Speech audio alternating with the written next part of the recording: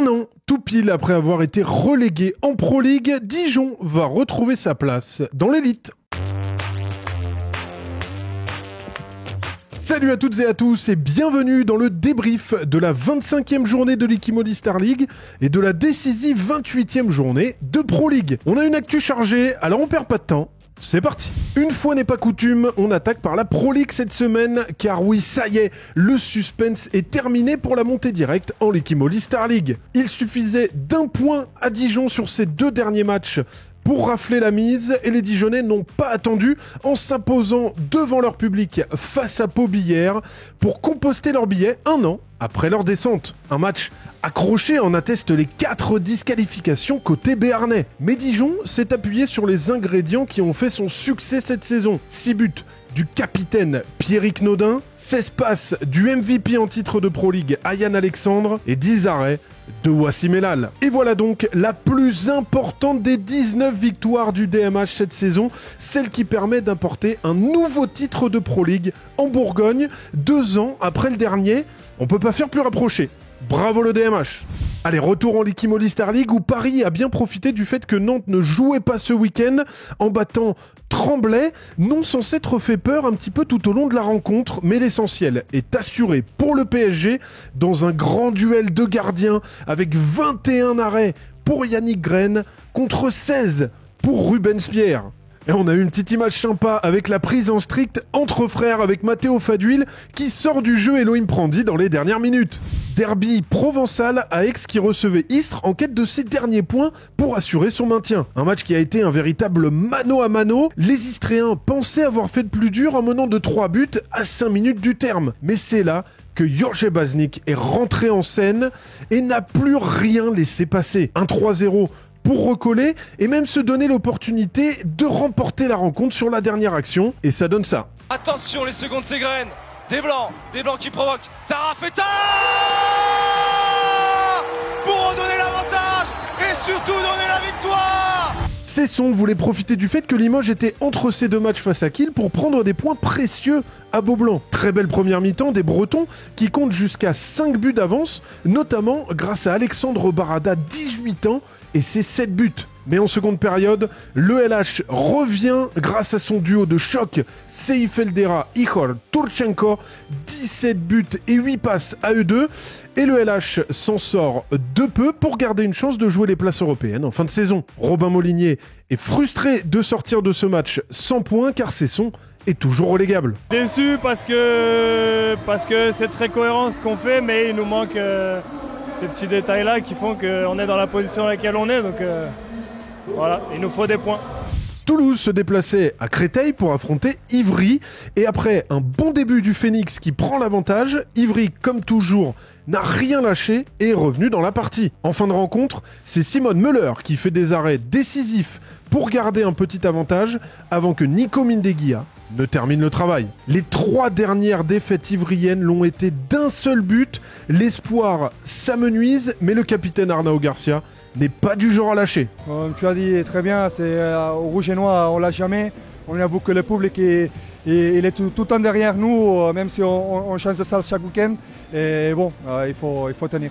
Montpellier aussi est dans l'entre-deux matchs des quarts de finale d'European League et a maîtrisé son sujet face à Chartres en faisant l'écart dès la première mi-temps. On est prêt pour recevoir Porto pour le MHB et on prend la 2e place OH en attendant leur match décalé face à Saint-Raphaël. Soirée pleine d'émotions au phare de Chambéry qui célébrait la dernière sous les couleurs savoyardes de Benjamin Richert qui prendra la direction de Montpellier dès cette semaine. 11 buts pour lui dans ce match pour clôturer cette belle histoire avec Chambéry dans une saison aussi particulière avec quelques larmes. Ouais, 7 ans, c'est pas rien dans une carrière. J'ai énormément de souvenirs, je suis arrivé avec les croisés ici et c'était pas facile et c'est une famille qui m'a adopté donc voilà, aujourd'hui c'est dur hein, mais les gens gardent que des bons souvenirs. J'ai vraiment une grosse pensée pour Alain parce que c'était une personne particulière pour moi et je suis sûr que de là-haut il sourit. Son coéquipier Lucas Vaneg a une nouvelle fois régalé avec des tirs sublimes dont il a le secret pour faire de cette soirée une très belle fête, mais pas pour Créteil qui s'incline donc et qui va devoir lutter jusqu'au bout pour son maintien. Nîmes est toujours dans cette course aux places européennes avec une nouvelle victoire face à Dunkerque. Des nordistes en manque cruel de rotation du fait des absents, mais qui avaient bien commencé la rencontre, mais sur la longueur, l'USAM a fini par faire la différence et s'envoler. Tom Pelayo, le capitaine de l'USDK et fraîchement appelé en équipe de France, était cuit après le match, mais ne manquait pas d'une petite touche d'humour en interview. Manque de rotation, j'ai l'impression qu'on va à la chasse avec un cure-dent et que les équipes en face, ils ont avec une mitraillette. Toutes les semaines, on met tout, on donne tout à l'entraînement, on se donne avec les moyens du bord. C'est difficile, c'est difficile. Il reste 5 matchs, on n'est pas là où on veut s'appuyer sur les autres pour sauver nos fesses. On a envie de le faire comme des grands. Au classement, Paris et Montpellier profitent pour le moment du fait que Nantes ne jouait pas, tout comme Toulouse et Nîmes qui mettent la pression sur Saint-Raphaël. Dans la lutte pour le maintien, les 7 derniers ont perdu, donc c'est statu quo, et tout le monde repartira au mastic cette semaine. Retour sur la Pro League, car en dehors du titre de Dijon, il reste des places en play-off à prendre. 7 clubs sur 8 y ont validé leur participation, à voir maintenant le classement final. C'est le cas de Frontignan, qui est allé s'imposer à Massy après avoir connu la défaite sur 3 de leurs 4 derniers matchs. C'est le cas aussi des Septors qui vivaient leur dernière délocalisation au Comète d'Orléans cette saison devant près de 7000 spectateurs. Ponto, également qualifié en play-off, se déplaçait avec énormément de blessés et seulement 10 joueurs de champ disponibles et n'a pas pu résister à un Clément Damiani qui a multiplié les caviars pour ses pivots et surtout Zoran Radic dans le but qui a littéralement mangé le cerveau des attaquants pontellois avec 18 arrêts. On retrouvera aussi les Vikings de Caen en play-off, eux qui restaient sur 5 défaites sur leurs 6 derniers matchs, se sont remis à l'endroit en allant battre Nancy. Jean-Emmanuel Kouassi, un des favoris au titre de meilleur gardien de Pro League cette saison, a retrouvé de sa superbe avec 15 arrêts. Les autres Normands, Cherbourg, seront aussi de la partie après leur victoire 33-26 face à Angers, sous l'impulsion d'Enzo Gélan, qui réalise la meilleure performance de sa carrière au scoring avec 13 buts. Valence est la seule équipe qui peut revenir sur Nancy à la 9e place, dernière qualificative pour les playoffs, mais les Valentinois n'y arrivent toujours pas à l'extérieur. Nouvelle défaite, cette fois-ci à Besançon, portée par les 18 arrêts de Dmitri Holmo et par son capitaine Luka Brkacic qui conclut la rencontre en beauté. Cournon, en revanche, est éliminé de la course au play-off après sa défaite à domicile face à Sarrebourg en crève-cœur avec ce but au buzzer superbe de Quentin Pugliese. Les Lorrains se sont fait une spécialité de gagner de cette façon. Leurs 3 dernières victoires l'ont été au buzzer. Au classement, Dijon ne peut donc plus être rejoint et décroche le titre de champion de Pro League 2024-2025. Les équipes classées de la 2e à la 8e place sont qualifiées en play-off et devront se départager lors des derniers matchs pour le classement final de la saison régulière. Et Nancy doit prendre des points pour valider cette 9e place face à Valence.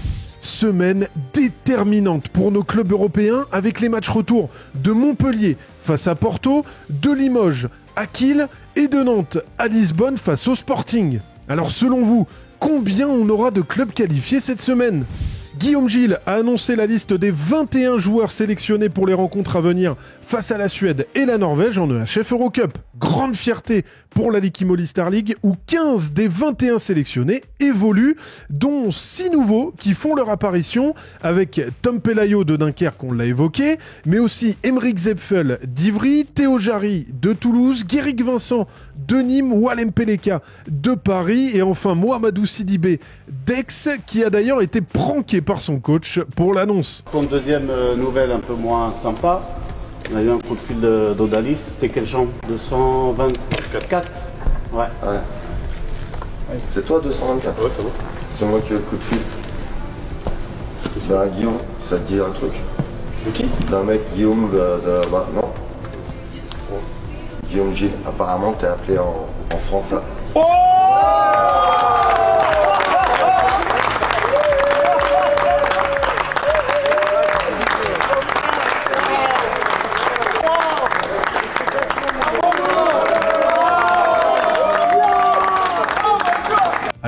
Bonne semaine à tous. C'est ciao.